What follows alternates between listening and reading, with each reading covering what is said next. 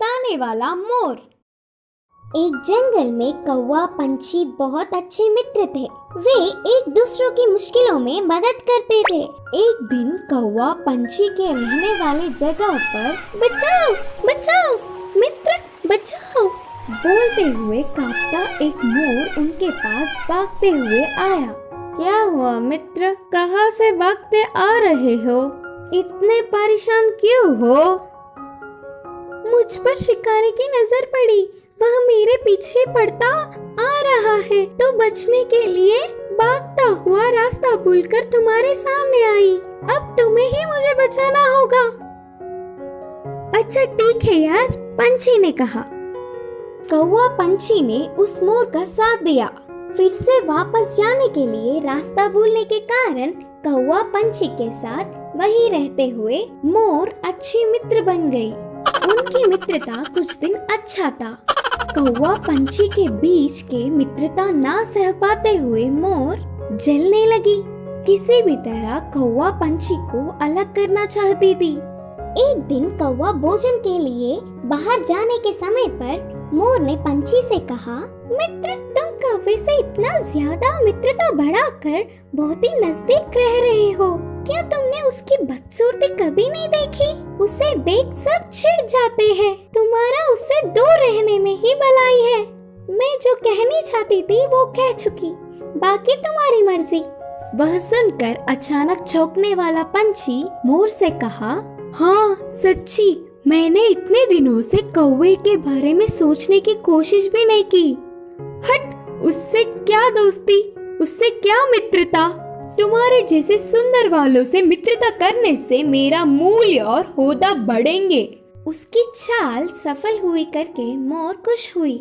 आगे आगे मोर पंछी के व्यवहार में परिवर्तन देख कौवा उन्हें उसे दूर करने की बुरी सोच को समझी।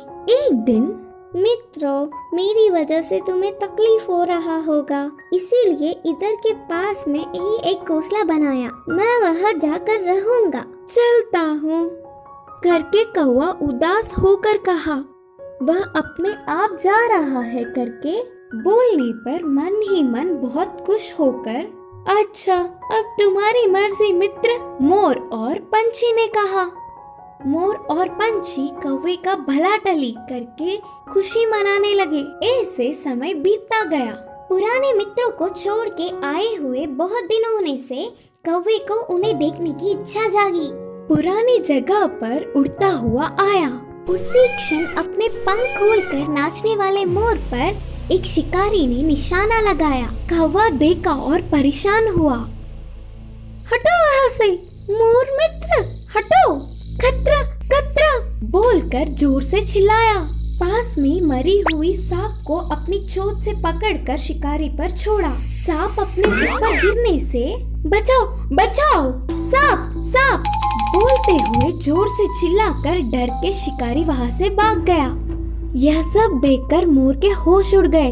भागते हुए आकर कौवे की चरणों पर गिरी और रोते हुए कहा, माफ कर दो मित्र, सुंदरता के घमंड में मैं मेरे मुश्किल समय में मदद करने वाले तुम्हें धोखा दिया, लेकिन तुमने मेरे प्राण बचाए।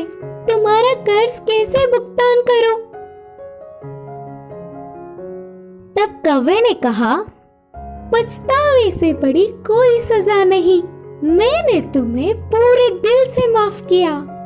तभी आई हुई पंछी पूरी बात जानकर दुखी होकर अपनी की हुई गलती पर शर्मिंदा होकर सिर झुकाया। फिर तब से कौवा पंछी मोर हमेशा की तरह अच्छे मित्र जैसे रहने लगे। इस कहानी की शिक्षा है कि अपने भूलों को भी भुलाने वाला ही सच्चा मित्र होता है।